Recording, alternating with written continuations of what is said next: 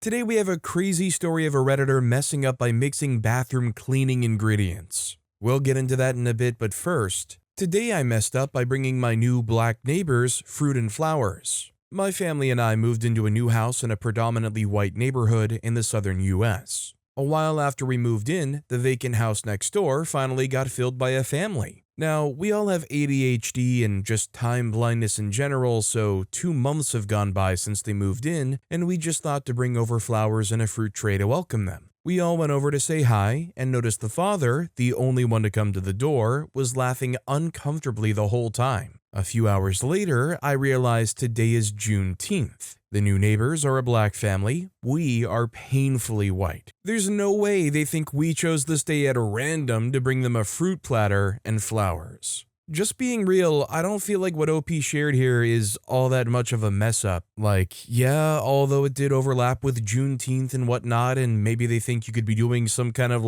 misguided attempt at connecting to them just because of the day. OP knows the true intentions, and ultimately, even if it was a misguided attempt to connect on Juneteenth, it's not like they were doing anything bad, and it's really on them if they're going to assume weird things about OP for it. Baby Vegeta 19 commented, just bring them gifts on the 19th of every month and gently ask them questions about whether they also follow the path of the being. Also, hi, I'm Steven, and if you guys enjoy crazy stories of Redditors messing up, why not hit those like and subscribe buttons down below? Our next story is, today I messed up with too much prune juice and I got a first date tomorrow. I've been constipated for a couple of weeks and met this cute girl through Hinge. She checks all my boxes. We hung out and grabbed lunch one day as a meet and greet and agreed to meet up again. We've been texting since then and agreed to meet earlier in the week than planned.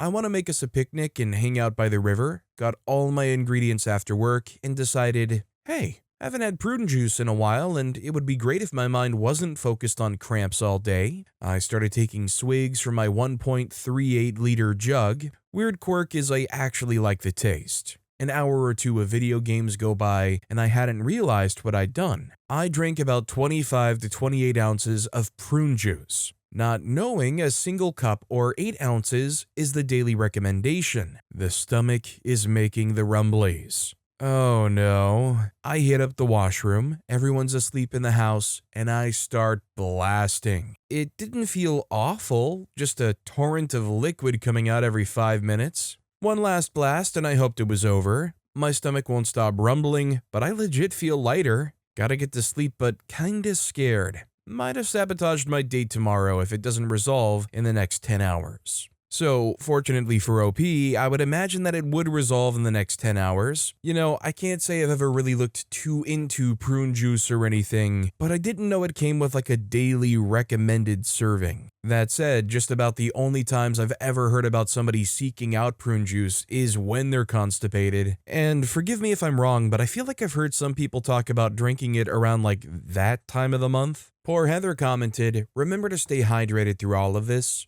You'll be fine, and if you're not in 10 hours, just forward this thread to your date when you say you have to cancel. Edit, okay, maybe do this after a few dates, unless you're feeling really brave. If she finds it hilarious and endearing, she's probably the one. Our next story is, today we messed up, by thinking 2 grown men could handle a roach. Like most of the US, me, 44-year-old male, and my best friend / occasional roommate, 36-year-old male, were suffering in this heat wave. Based in Charlotte, where it felt like a sweltering 98 degrees outside, meaning a very crisp and cool 85 degrees inside. We were both sweating and hangry / hungry after a massive grocery run, randomly chatting about boys and bubblegum, and then I saw it. A huge cockroach, one of the freaking big butt ones with wings, just scaling the wall, right above the sink, right in front of my friend who I know does not deal with bugs larger than a small fly well. To prepare for the visuals of this story, I am, as I said, 44. I'm 6'3", 250 pounds, Italian and Polish.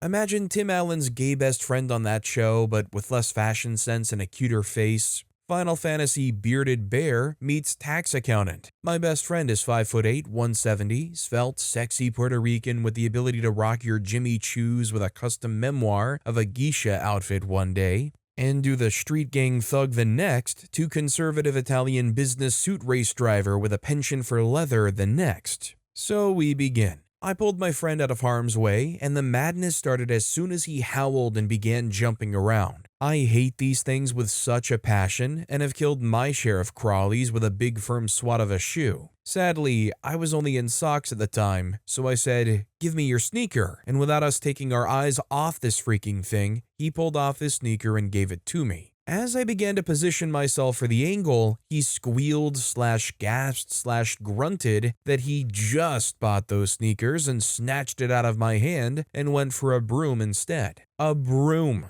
We were already failing. All this would do is guide it somewhere and it would end up on our faces or something. He tries to knock it down, but instead just scares it into disappearing behind the counter. Cue gay panic. We start moving small appliances with a stick of the broom like we're poking bushes for poisonous berries. Toaster, air fryer, chicken little decorative frame, and with mounted fear that this is just going to jump on us from behind, we go to the last little frame, and then I start to realize that we don't really have a plan post-discovering it. Then, bam! It sprints out from behind a decorative chintz painting, and full chaos breaks loose. My friend swings again with the pole side. Naturally, he misses, knocks over a box of gluten-free crackers. No real loss there, those things are an abomination. And the plate of chicken he was seasoning, sad face times 1,000. The roach dives into the thankfully empty sink. I see my moment. I turn on the faucet. Cold water's running and I'm like, that's right, that's what you get.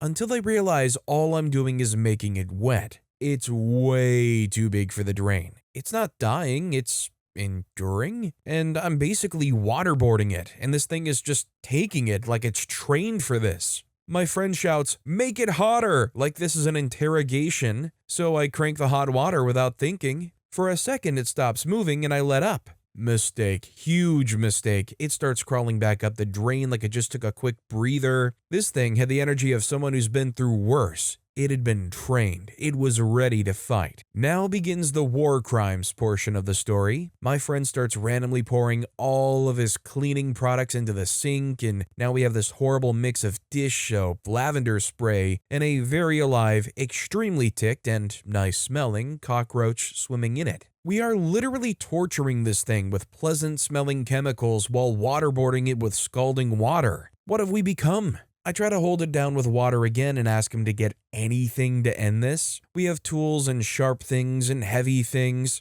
I can hold it with the water pressure and then put us all out of our collective misery, and this lovely, wonderful man comes back with a cheese spreader. Not a knife, not even a butter knife. A soft, bladeless utensil designed for brie and cream cheese smear. And he starts trying to poke it into the drain. He starts war screaming, I start howling in misery, and the roach is still freaking swimming. He starts smashing it with a flat side, but between the water and the soap. It's like hitting someone with a plank at the bottom of a pool. Nothing's working. And then, at the exact same time we both say it, crap, he looks ticked. Eventually, after what felt like a joint moral failure, he manages to bash it in just the right angle or emotional pressure point, and it disappears down the drain. But right before it's gone, one of its legs or antenna or something reached up out of the drain, like a final freaking curse or a warning, and we eventually just stuffed the drain with a dish towel, just in case.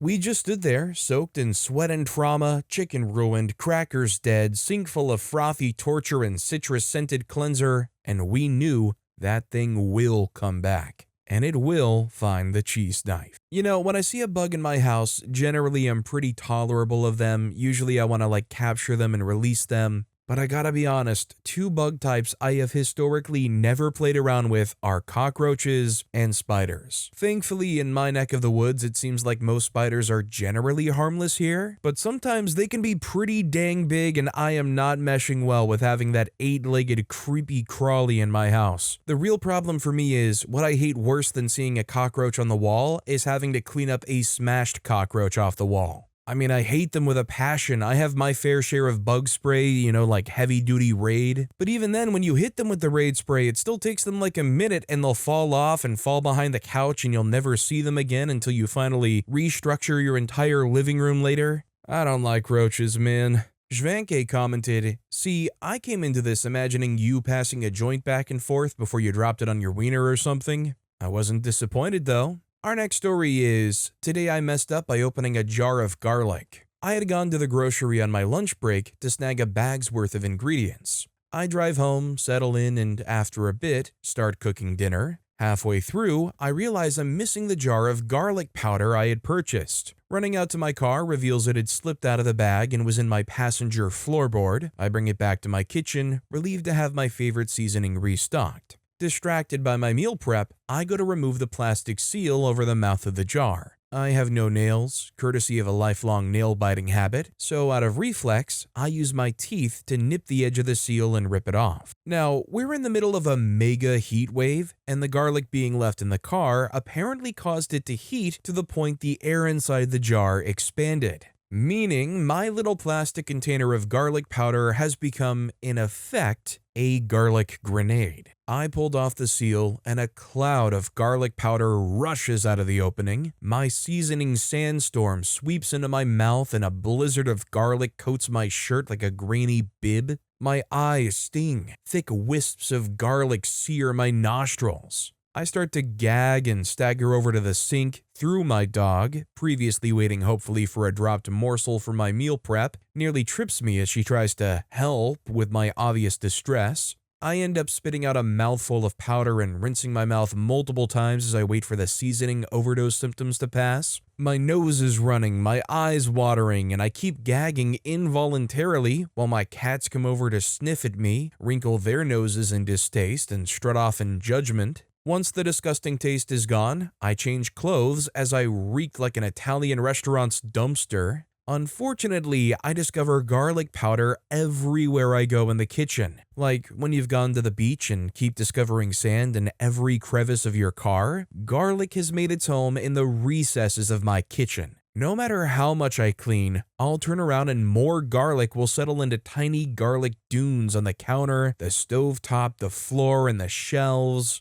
On the bright side, I'm probably super safe from vampires now. You know, I was gonna say maybe like having all this garlic powder in the crevices and cracks of your house are going to like maybe deter some bugs or cockroaches, ideally. But let's be real, it's probably just dragging them out from the dark recesses of your house to start lapping it up. OP's seasoned the walls and floors for me, oh boy. And also, and I may be dating myself a little bit here, but did anybody else get the visual of Glozell trying to do the cinnamon challenge popping into their head? Skeleton Porter commented, "Many years ago I worked at a summer camp. One morning, my toothbrush had disappeared from where I kept it hidden in a staff-only area of the bathrooms. I figured it was just staff shenanigans, so I leaned into it. I went straight to the kitchen and asked if they had any garlic. They only had garlic powder. I asked for a spoon. They gave me a large serving spoon. I took a very large spoonful of garlic powder, shoved it in my mouth, held it there for a moment, could barely choke it down, and had to fight the urge to throw up for a second. Then I walked up to the other staff and got nice and close as I breathily spoke, 'Hi there, my toothbrush disappeared.'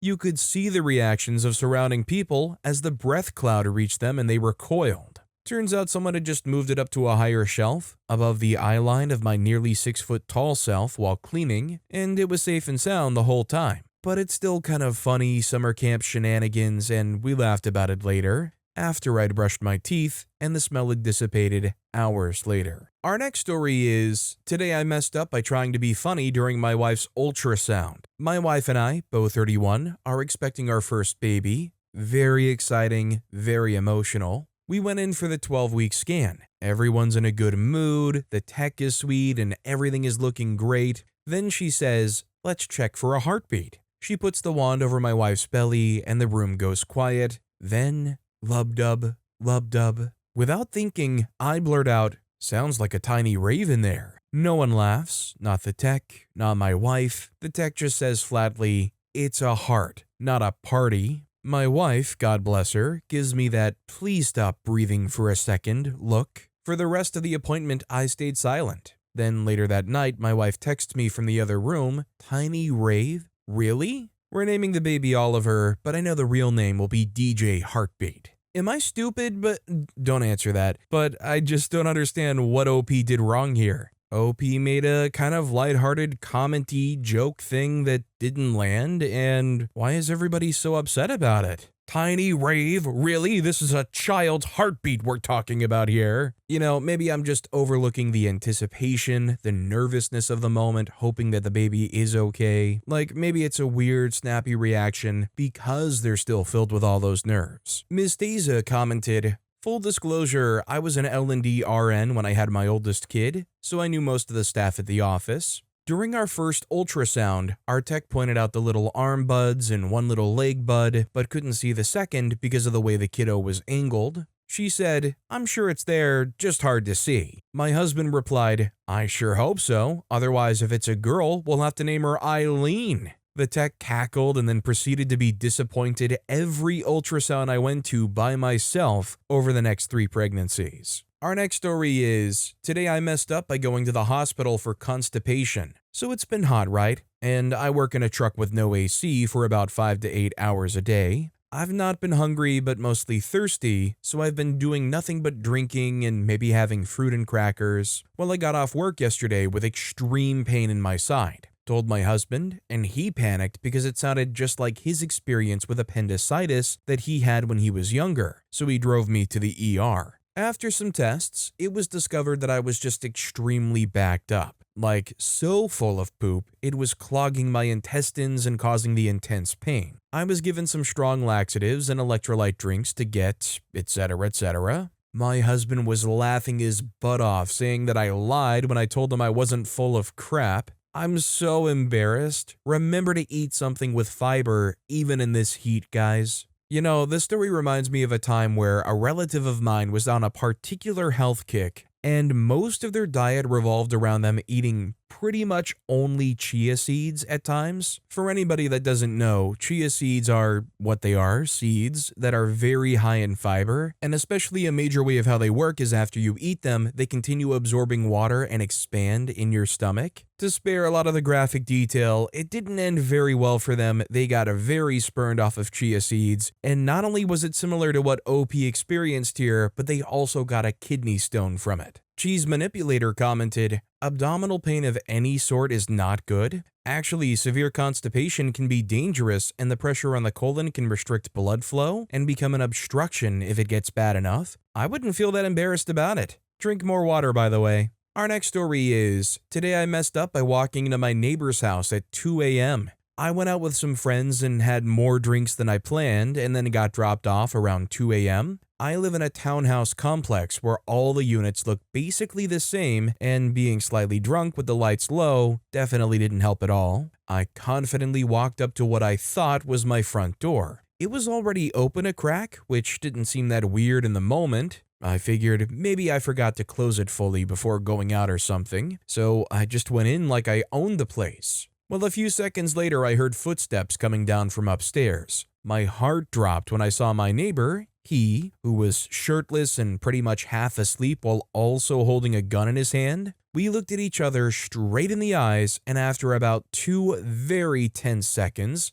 he recognized me and just started laughing out loud. Today when I talked to him, he said that he laughed because he could smell the alcohol on me and knew I was drunk. He is a very, very good neighbor, and I knew he would be super chill about it. Like, he even walked me back to my place like I was a drunk toddler who wandered off. I apologized about 10 times and told him I owed him a barbecue, and I promised it wouldn't happen again. You know, I'm just glad for OP's sake that this worked out the way it did because, you know, when OP mentioned that they opened the door and they were strapped and ready to go when they came downstairs, it very easily could have been a completely different scenario. Like, I'm not saying there's a problem here, but maybe it should be a little bit of a wake-up call to be a little bit more selective with quite how much you have. Wellrat commented, "I drunkenly went to the wrong floor once and spent way too long trying to get my key to work at 3 a.m. The big dude with a bat and just his boxers was not amused when he finally opened the door. We had a laugh about it the next day in the elevator, but it was a tense moment. Glad it turned out okay for you too."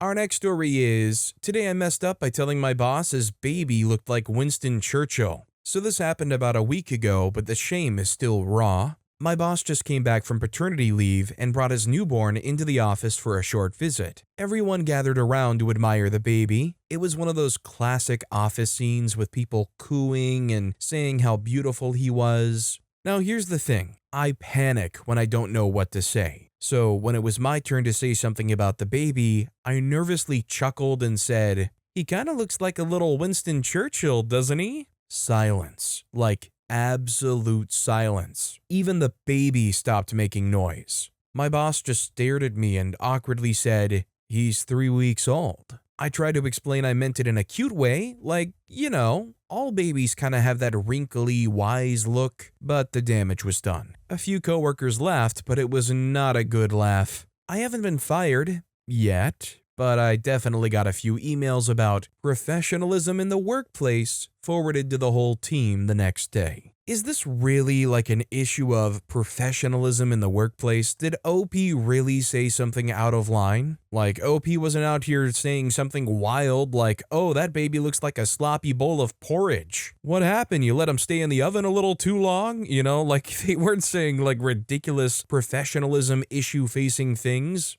Our next story is, today I messed up by showing my boss my entire bare butt. This afternoon, my coworker was startled by the discovery of a very large dead bug in a bucket of sanitizer. I actually rather enjoy insects, and while everyone else was revolted, I found the big fellow quite fascinating. I couldn't recall having ever seen this type of bug before, and I took a quick picture before disposing of it so I could identify it using a Google lens. It was a huge fish fly for anyone curious. My boss later asked if I'd happen to take a picture. He hadn't gotten a good look at it himself, and he was curious to see it and get an ID. We don't take too kindly to bugs where I work, and I suspect he was interested in knowing if this large winged intruder might be the first sign of an impending issue. While he stood looking over my shoulder, I opened my gallery to show him the picture I'd taken. I'm sure that anyone can take a decent guess as to what sort of thing happened next based on the title, but we're going to pause and rewind a bit for proper context. You see, this morning, my coworkers had been discussing our previous boss. She was a loud, pushy, and very unprofessional woman. Not that I work in a particularly professional environment to begin with. She had a regular habit of slapping our butts, among other rather inappropriate behavior. This was the topic of conversation between my coworkers. One girl asked a more recent hire if she had ever been shown the infamous photo of a bruise that our old boss had left on my butt cheek after an especially aggressive slap, and she said she hadn't.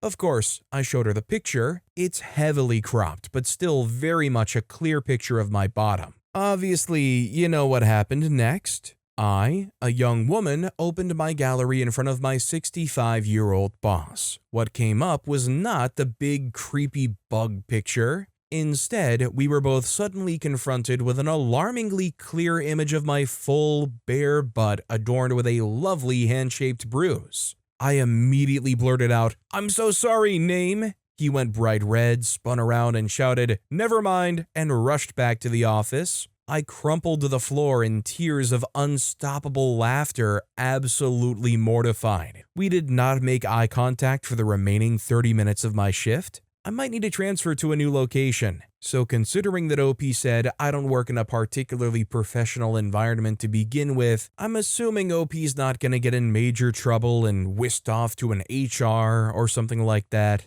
Because I gotta be honest, I feel like your first reaction shouldn't be, I might have to move away, and should be more so like, am I gonna get in trouble for like harassment somehow? C-Note commented, "Reminds me of one time when I was working as a server, left my phone in the bathroom unlocked, my floor manager apparently was the next person in the bathroom, and decided to look through the photos to determine the owner. LOL, this was a poor decision. Earlier in the week, one morning I'd woken up with some really impressive morning wood, like the kind you could cut glass with, veins popping like Liver King's forearm. I'm not in the habit of taking pics like that, but I propped my foot on the edge of the tub like Captain Morgan and snapped one for posterity. He wouldn't even look me in the eye the rest of the week." Our next story is, today I messed up by slapping a baby Jesus in a live nativity scene. This was last December, but it still haunts me. I was at a live nativity play at my niece's church. Small town, big crowd, cold night. They used a real baby for Jesus, which felt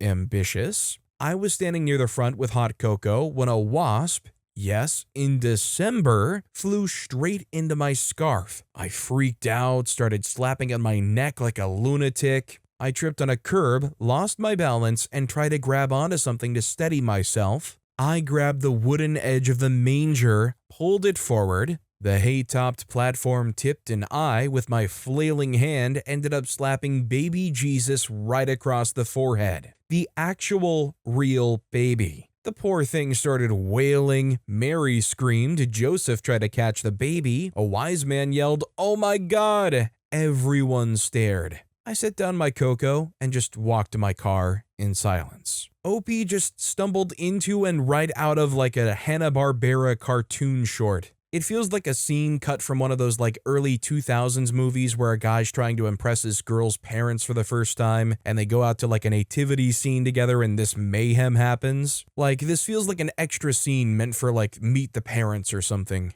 ML's Yolk commented, "I'm confused about the logistics of this. A manger isn't a hay-topped platform, it's actually somewhat crib-shaped. I don't understand how you grabbed the manger, pulled it over, slapped a baby, and held hot cocoa at the same time. Also, if you tipped the manger over, I'd think yeeting the baby would be the action you were concerned about." Our next story is, today I messed up by not using the restroom before a 3-mile hike. This happened today, by the way, so I'm on vacation in Michigan. Hello, Michiganders! And my family and I have done a few hikes while up here. This state is gorgeous, and I have genuinely enjoyed my time up here until today. It's important to note that I have an extremely short bowel due to having NEC surgery as an infant. So when I digest food, it goes through me slowly at first, but then rushes through my shortened colon rather quickly. It still takes me a while to digest food though. I think today will be an easy and chill day, so I enjoy my breakfast and later lunch. Suddenly, my dad asks if my brother and I want to go for a hike. We both agree and I think nothing of it. We arrive at the trail and I still feel good and don't feel any urges to use the restroom. My dad says that it's a multiple-mile hike and we're all excited to start. We park our camper, get out, and then look at the couple map routes we can take.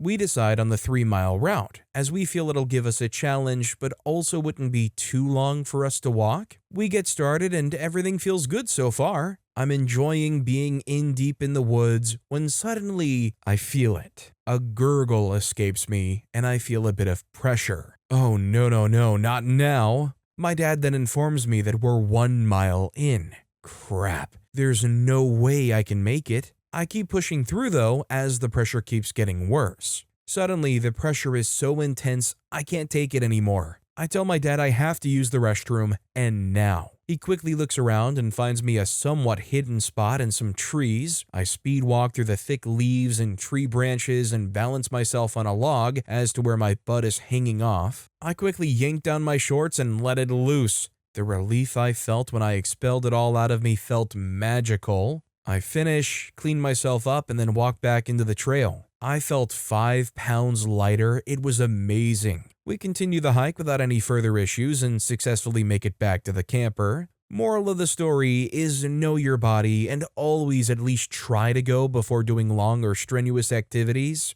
Lesson learned. So, I don't know if this is weird, but I feel like I'm a person that's particularly good at holding it in a situation like this where things may seem a little bit dire. That said, if there was ever a scenario where I would double and triple check if I can go before going out, it would probably be on a 3-mile hike where I'm out in the woods in the wilderness. Parky Dude commented, "Live and learn. It sucks, takes time to learn little details, emergencies happen, but you were well off the trail and not near a body of water. I have a handy towel, a water bottle for rinsing, and an alcohol hand cleanser. Water. You need to drink more than you realize. The colon extracts every ounce of water from your stool. With a shortened one, less time for that to happen, so more water and electrolytes. The pinch test is a good indicator. Hydrate, hydrate, hydrate." Our next story is, today I messed up, I mixed toilet bowl cleanser. So today, I was cleaning my bathroom when I went to clean the toilet. I used Zep Acid toilet bowl cleaner, and I put it away to let it sit some. Then when I came back, I didn't want to get it out, so I grabbed the Clorox toilet bowl cleaner from the counter. Yes, I had 2 different toilet bowl cleaners on the counter, and I mixed them. Almost immediately, my nose felt weird and it smelt weird, so I left the bathroom to Google search what I had just created, and it said I created toxic chlorine gas. So I have my bathroom airing out. Any suggestions? I will say I should be okay, and my pets will be fine. I will say I asked a friend and he said that it'll be okay. I'm worried I could get in trouble for releasing the gas in the air. Yeah, so this is just one of those lessons learned.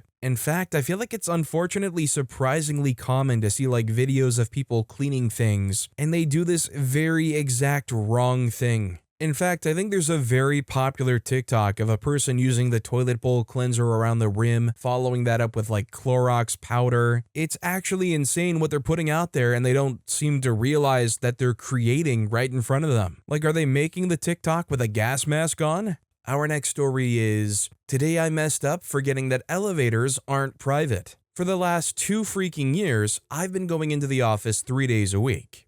Each of those days started with me stepping into an elevator to the 14th floor and ended with me coming off the elevator at the 1st floor. In between, there are countless times where I would use the elevator for lunch or whatever occasion I need to step out for. Without fail, every time I've ever been in this elevator alone, I would do some goofy crap because it's my own personal space. Sometimes I would dance to whatever song's playing in my earbuds. If it's Lil Wayne, I would do throwing money gestures. If it's Benson Boone, I would do an air guitar and sing out loud. Imagine the high note of please in Beautiful Things. 2 years I've been doing goofy crap like this, including throwing it back and catching myself doing it and laughing out loud saying, "Bruh, I'm actually stupid as freak." Today, I walked towards the elevators like usual and found myself alone in it once again. So I looked at the elevator's mirror and started posing like I'm in a bodybuilding contest. Started yelling out, "Look at you, yeah, big man on the scene, grunt, pose switch." Another grunt, "the muscle." Grunt, "the definition." Then the elevator doors opened, so I gave myself the finger guns in the mirror as I regained my composure before I conducted myself professionally as I walked into the office. I know you're already judging. I would never do this in public, but genuinely speaking, these little moments brighten up my day sometimes because I get to act a fool. I live my day-to-day life pretty restrained, and this is one way for me to ease up the tension a bit. Outside of that elevator, I swear to God, you would never expect this from me. I'm so stuck up at work and know the corporate lingo to a fault. I'm the guy who talks about action items, meeting agendas, and product life cycles. I greet everyone with a good morning and have a wonderful night, including security. Well, today, as I left the office a bit earlier than usual, the security clerk spotted me walking towards the exit, and I crap you not, he yelled out word for word, "Prah, big man on campus." The way my face flushed. I said, "Pardon me?" He said, "Oh, sorry, I was talking to my colleague." I reply, "Oh." They reply, "Have a good night." Gives me finger guns. Bruh, they can fire my butt. I don't give a freak. I am never working from the office again until he retires at least. So here's where I and OP differ greatly. See, if I was alone in that elevator every single day, I would have the thoughts of probably doing something similar to OP. But I would know in the back of my head, they have cameras in there. I don't know if they're being constantly surveilled or not, but I'm not looking to have a part-time gig being the security guard's entertainment in the elevator. BFit70 commented, "I get it, man. Years ago, I was out drinking in a college town and had to take a leak. Walked back to an alley, then back another alley off that alley and found a good spot. Started doing my business and I hear keys behind me. Security guard asked what I was doing. I say, just checking out the scenery. He goes, okay, I'm just letting you know you're peeing directly in front of our camera. Have a good night. Our next story is, today I messed up by leaving the dog I was dog sitting for 17 hours.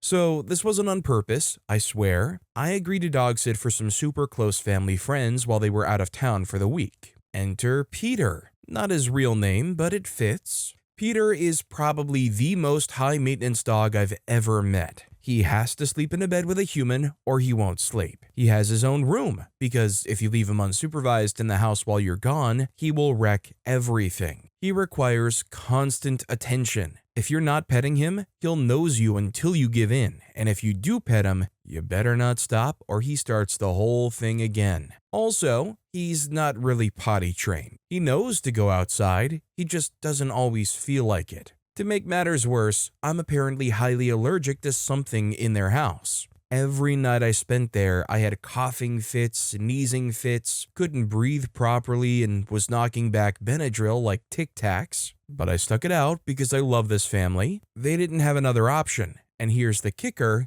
I'm not even getting paid. This was purely an act of love. And probably poor judgment. After a long week of dying slowly and begging Peter to please sleep without being spooned, I finally got a text from the mom yesterday, "We will be home at midnight." I nearly cried. I packed my stuff, gave Peter dinner and a potty break, and finally went back to my house with my dogs and no airborne allergens. I went to bed proud of myself. I had survived Peter. Then I woke up this morning around 10 a.m. and noticed no thank you text, no we made it home message. Weird. I checked her last message again. "We will be home at midnight," and that's when I realized she meant midnight tonight. Not last night, not the midnight I thought meant they'll be home early Friday morning. I had left Peter locked in his room for 17 hours. I bolted over to their house fully expecting a scene from a horror movie. Peter, still alive but not happy. He had shed what looked like a whole second dog from stress. He had peed, he had pooped. The room was not okay, but thankfully he was. I cleaned everything up like a maniac, got him outside, gave him a treat, and prayed that his family never asks why the Febreze is half empty. So yeah, today I messed up by misunderstanding a text, abandoning a stage 5 Klinger dog for 17 hours, and proving that I will apparently suffer for free out of loyalty. Moral of the story, clarify which midnight people mean, and maybe get a pet sitting contract next time. You know, I love dogs, and hearing this story and imagining Peter being left alone for 17 hours legitimately does make me feel bad for him, like imagining him all alone in that room, but I can still fully recognize that this is still a bit of a nightmare doggy sitting situation. Now, I'll be honest, I'm not necessarily a person that's going to complain about having to cuddle up with a puppy at night, but the whole picky where they poo-poo thing, that would get old very quick. Kate Tarswell commented, "I'm a pet sitter and I did something similar. The woman calls me up Saturday morning and says, 'Hey, can you stop by and feed and let the dogs out on Saturday?' I said sure, thinking she meant the following Saturday because she called me on Saturday. She didn't say, 'Can you stop by and let them out today?' So yeah, I didn't show up at all. Luckily, they were only gone for 24 hours, but yeah, I feel like a jerk. I always clarify now. Our next story is, today I messed up by trying to impress my crush with hot sauce. I, 22-year-old male, have a huge crush on this girl from work. She's funny, gorgeous, and casually mentioned last week that she loves spicy food. Naturally, my idiot self decided this was my opportunity to shine. So today, I brought in some Carolina Reaper hot sauce I ordered online. Dumb move number 1, during lunch, I offered her a dab on a chip. She tried it, said, "That's pretty hot," and then looked at me. Ego inflated, I said, "That's nothing," and dumped a quarter of the bottle on my sandwich to flex. Dumb move number 2. 30 seconds in, I lost vision. Sweat poured down my neck. I hiccuped. My body straight up rejected the sandwich. I tried to power through, then full-on vomited into my trash bin in front of her. She patted my back and said, "You didn't have to almost die to impress me." I have never felt more emasculated and flattered at the same time. I mean, let's say it how it is. OP's clearly in here. If they ate that sandwich, looked like a total fool, vomited right in front of them, and they pat them on the back and said, "You didn't have to do all that for me," I feel like it's a pretty safe bet to say that she's into him. Or, you know what, who knows? Maybe she's just being nice. How to Noah commented, "Sounds like she likes you, dude. One time I puked up 4 pork fajitas out of my apartment window in front of a bunch of girls. You never really live those moments down." Our next story is, today I messed up by being banned from my favorite store because I brought in a spider. So I keep jumping spiders. I just graduated with a new degree and went to a breeder to reward myself with a new little friend. It was quite a distance by metro, maybe 2 hours, but it was so worth it. My new girl is so freaking cute and very friendly. Of course, that doesn't help an arachnophobe seeing her. I bought fly maggots too for their food. This is super normal for me. The animals aren't poisonous, cannot escape the packaging, are clean and healthy, with nothing disgusting really. Unfortunately, I was dumb enough to go to my favorite thrift store, which is far from my home too, and on the way home. Just checking for new cool stuff for 15 minutes. I found a lovely leather jacket, went to the checkout, and the lady asked to check my bag. Dumb as I am, I didn't warn her that there's a plastic box with about 50 maggots and a second box with a spider in my bag. She screamed like heck and threw my bag on the floor. Thankfully, nothing spilled, but of course the manager lady came over right away. They ended up banning me because they thought it was disgusting to bring these things into a store. I don't think so personally, but it makes sense. I didn't even consider that someone might check my bag or that it might make others uncomfortable, and now I feel bad for scaring her so bad. Lesson learned for sure. Definitely a small freak up on the scale of things, but still felt the need to share somewhere because it is so dumb. You know, when I started reading this story and I saw OP open with, "So I keep jumping spiders," I imagine in my mind that they were going to go somewhere and the spider crawls out of a shirt pocket or something. That said, I think it's still bad form to bring, even if it's in your bag, a box of fly maggots into a pawn shop with you. Am I wrong though that I think it's weird that they straight up asked to check the bag? I wouldn't want to judge where OP lives, but is it a very high theft area or something? Effective Gene 5155 commented, "Nah, you didn't freak up. I was imagining you walked in with the spider on your shoulder or something. If they want to check your bag, they shouldn't be getting upset about what's inside unless it's illegal or dangerous." Our next story is, today I messed up by helping a fellow Canadian find a train and accidentally sending him to the wrong country. So this happened a few years ago when I was living in China for a work exchange. I'd only been there for about a month, barely knew enough Mandarin to order noodles without accidentally requesting something with intestines. No racism intended, but people love meat and seafood in China, but I was feeling a little more confident each day. One afternoon, I'm in a train station in Guangzhou trying to read the departure boards like I knew what I was doing when I hear a voice behind me say, "Excuse me, do you speak English?" I turn around and there's a Canadian traveler, backpack and all, looking both relieved and very lost. He tells me he's trying to get to a place called Shanggong by train and asks if I can help him figure it out. Now, here's the thing. I had just learned that Shanggong is the Mandarin word for Hong Kong, and I knew that trains to Hong Kong did leave from that station. So I light up like a proud little maple leaf and say, "Oh yeah, I've got you. I've been here a while. I can help." I march us over to a ticket machine, help him buy a ticket with my extremely broken Mandarin, point him to the correct platform, and send him on his merry Canadian way. I felt like a hero. Until 3 hours later when I got back to my apartment and started talking to my coworkers about this Canadian I met, my coworker cuts me off and says, "You know there's another place called Shanggong in mainland China. Not Hong Kong. Not even close." He had asked for Hong Kong. I sent this poor man to a rural station in Hunan province, several hundred kilometers in the wrong direction. By the time I tried calling the station to fix it, yes, I actually tried, he was already on the train. No phone number, no contact, just me sitting in the office chair staring at a map of China and realizing I had sent someone to the equivalent of Springfield without asking which one. Yeah, I was wondering if you could help point me towards Hollywood. You get told the instructions, you hop on the bus, you get on the road, and next thing you know, you're in Hollywood, Florida, which, yes, actually exists, and there's plenty of other Hollywoods in the United States too. Crash866 commented, "I know someone flying from the UK and booked a flight to Portland, Oregon, and booked the hotel in Portland, Maine." 12-inch Meatlong commented, "About 20 years ago, I used to work at a small gas station in a place called Constance Bay, Ontario, a rural community of the city of Ottawa. One day, a couple of Sikh dudes pulled up to me and asked me if they were in Thunder Bay, which is about a 16-hour drive away from Ottawa. I was like, what?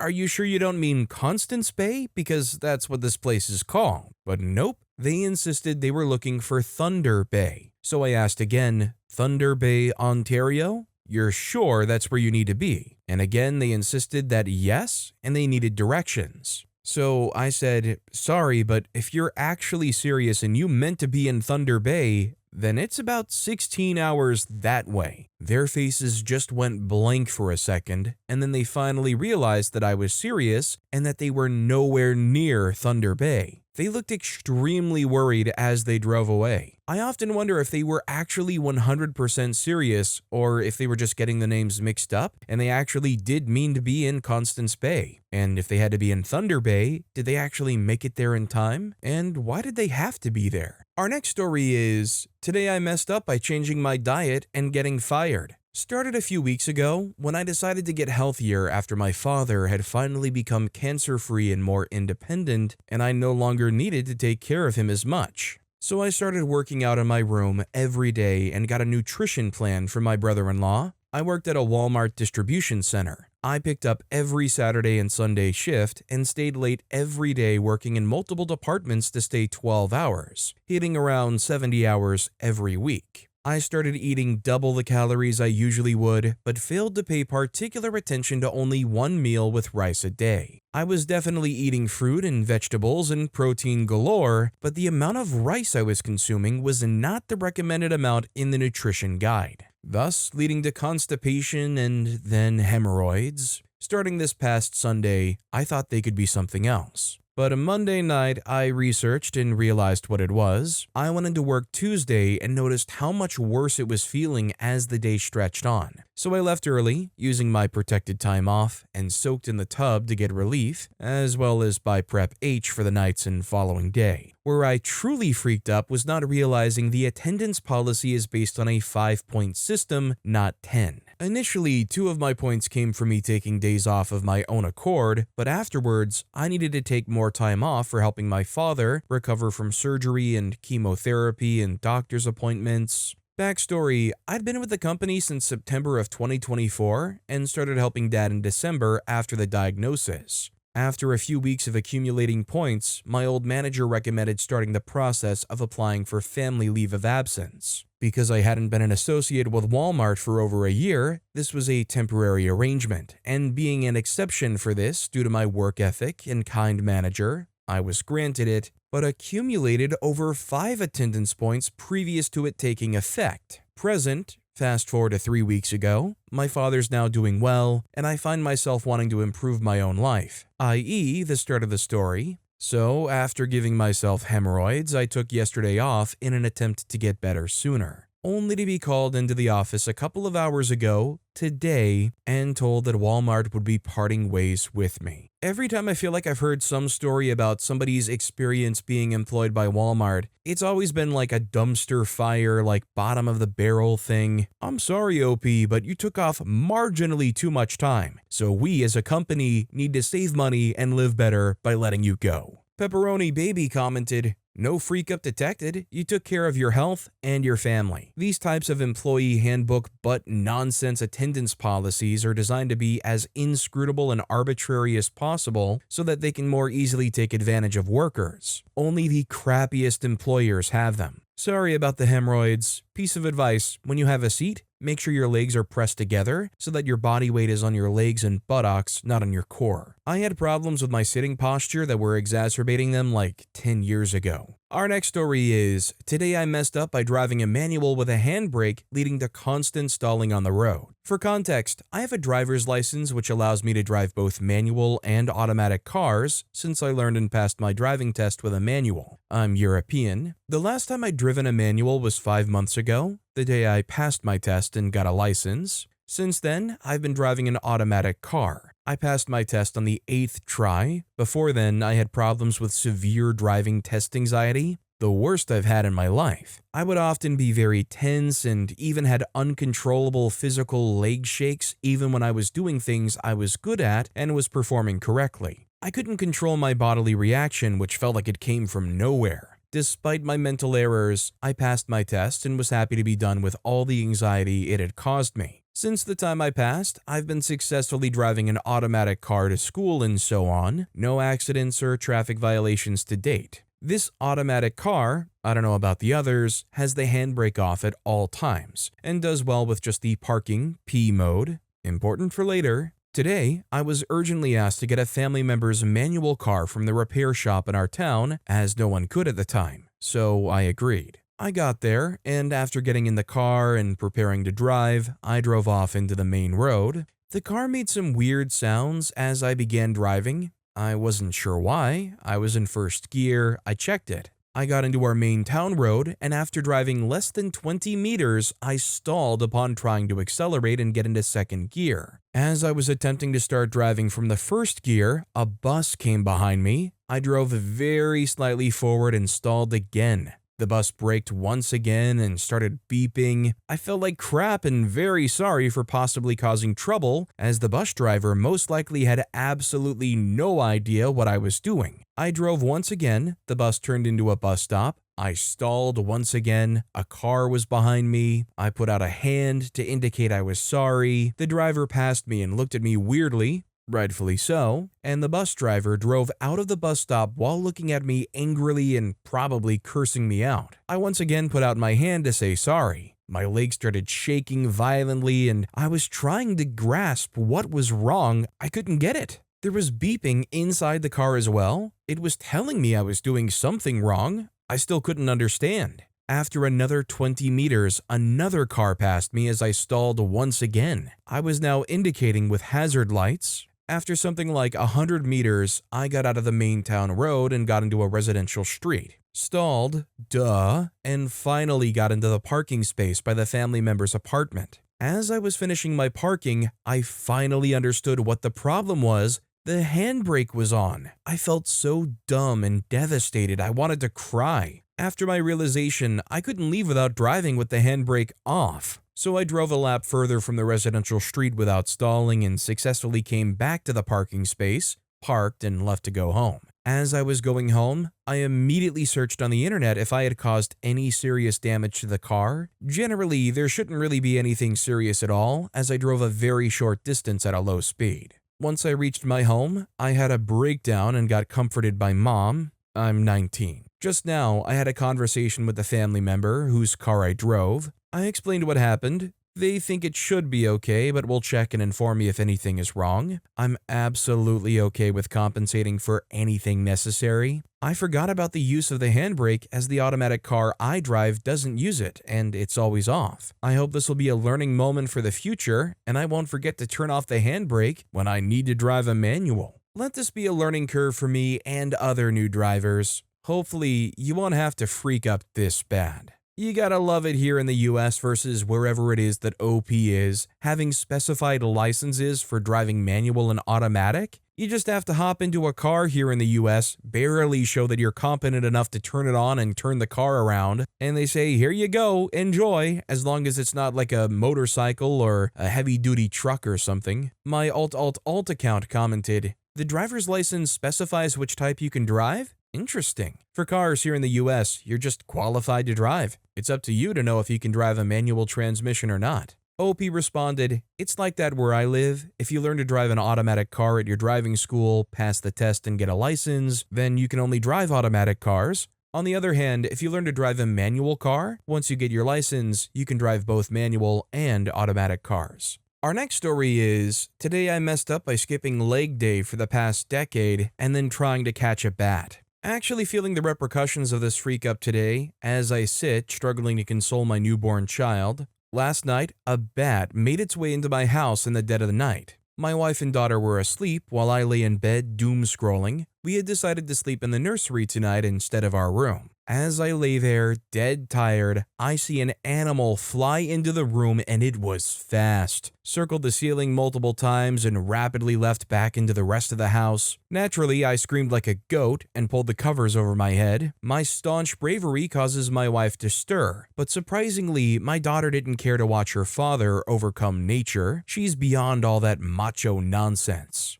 Anyway, for about 10 minutes, my wife thinks I'm insane and simply suffering from a bout of sleep paralysis hallucination, which, fair, I get those. I sprung up, closed the nursery door to keep the potential rabies vector away from my family, and gathered whatever clothing I could scrounge from the nursery to clad myself against the little flying rat monster. After a handful of YouTube videos, I very calmly and quietly started clearing each room of the house like the dirty American imperialist I am. That is to say that I walked slowly through the house carrying a sheet, inspecting rooms one by one, twitching and screeching at every little unexpected sound. Eventually, I located the little bug muncher in our room, which we had conveniently decided not to sleep in, perched among the curtains. With the bat secured to a known room, it was time to work the problem. A number of videos suggested simply we 1. Stay low, 2. Open windows, and 3. Wait it out. So I deck out in rain gear, science goggles, thick gloves, and bundle up to cover my hair. So, fun story. I knew a girl growing up that had a bat get caught in her long hair and fell to the ground, screaming in horror at a playground. The whole scene is permanently seared into my brain, and I wasn't about to let a bat get caught in my hair. So I walk into the room, decked out looking like a meth home cook, with no immediate sign of the bat, and by walk I mean duck walk. I made my way towards the windows and opened the first one, at which point the bat flew right at my freaking face. So naturally, I did what any resourceful man decked out in protective gear would do. I screamed like a baby and ran out of the room as fast as I could. Surprisingly, my daughter was still not impressed and was still sound asleep. Okay, so this process repeated a few times until I had all the windows open, but after an hour, the bat had still not flown out of the room. Because, we thought, the windows were opened too low, so I went back in and pulled the windows down instead of up. Duck walk, scream, run, duck walk, scream, run, repeat. Oh wait, the freaking cat is in the room with the goddamn bat and she's trying to catch it. Duck walk, crawl under the bed to acquire the cat, scare the crap out of the cat because I look like a plastic monster man, get scratched by the cat and have my rain jacket ruined, get the cat out of the room. We're now on hour 2.5. Kiddo still asleep, adrenaline is cranked, all the pets and people are safe, and the bat has decided that all the yummy bugs that have flown in the room make this new development so attractive, he or she decided to perch among the curtains and take the occasional swoop out into the room to eat the bugs.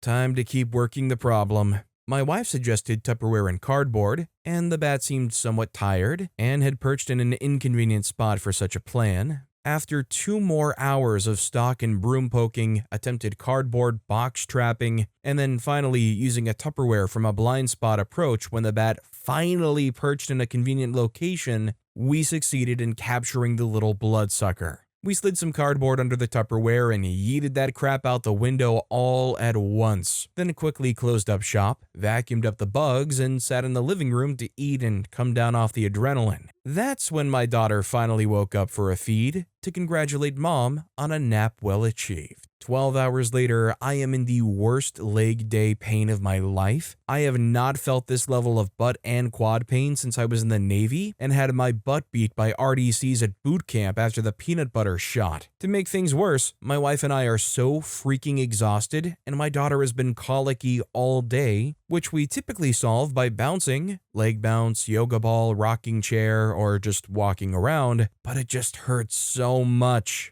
Apparently being a good dad means I need to stop skipping leg day. I mean, I just think bottom line here, OP did the best they could. OP's not a professional pest catcher. After the fact, it hurts. But honestly, OP should be kind of proud that they managed to succeed in protecting their family and extracting the bat from their house. Our next story is, today I messed up swallowing a $150,000 almond. Obligatory not today, but a Friday in June 2021, doldrums of COVID. Not a time you wanted to be near a hospital. I was eating a lovely granola bar at my desk at work. As I unwrapped it, I noticed an especially large, glistening whole almond on the bar. I noted, that's as big as my thumb. Eating while typing, my mouth got distracted. Suddenly, that giant almond had slipped unchewed to the back of my throat, and I thoughtlessly swallowed. I had no idea the gravity of what I had done. I mean, everyone knows that nut pieces can end up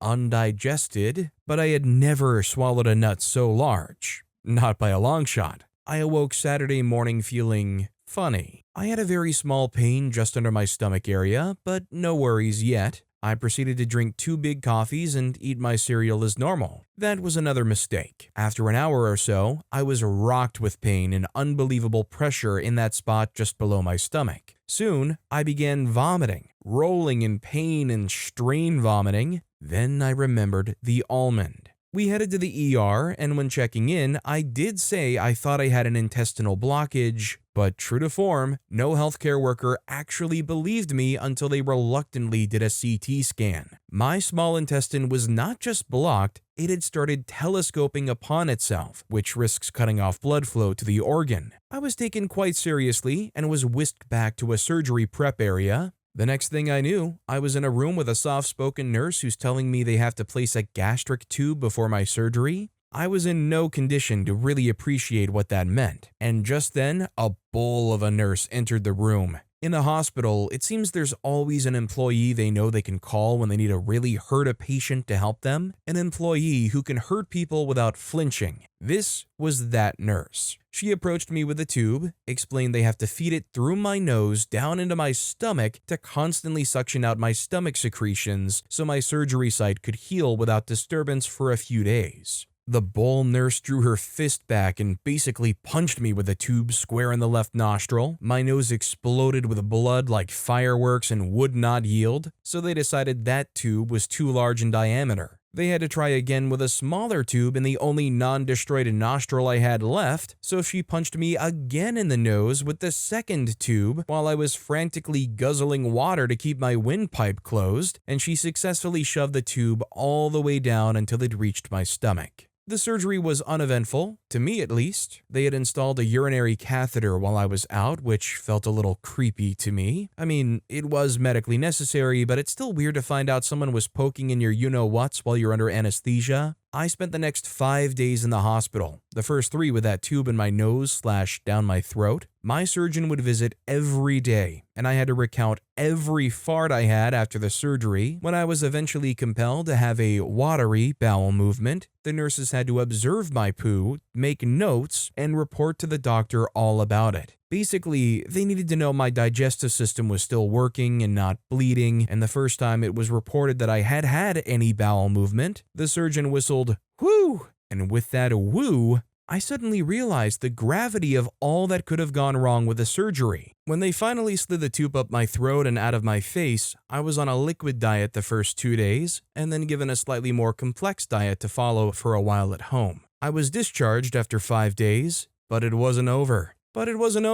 2 days home, I was chilling on the couch with some Jell-O in my surgical dressing and abdominal binder when my incision exploded with about a half pint of sticky brown liquid. Scentless, thank God. My clothes soaked in disgustingness, we rushed back to the hospital, and I was given IV antibiotics for the infection. And another night in the hospital for observation. Please chew your food. Or learn how to make yourself vomit if you ever happen to swallow a giant whole almond. The total price for that one almond was over $150,000 before insurance. With a hearty helping of public fart and crap analysis, and a bit of medical PTSD on the side. This is just a brutal story of how literally one almond can take a man down. Like, it's crazy to think if this happened 100 years ago, they just ate that almond, they would probably be a goner compared to today's surgery and treatment. Lost in Spas commented, "So I guess after that almond ordeal, you have now experienced post-nut clarity." But with that being said, that's all the time we have for today.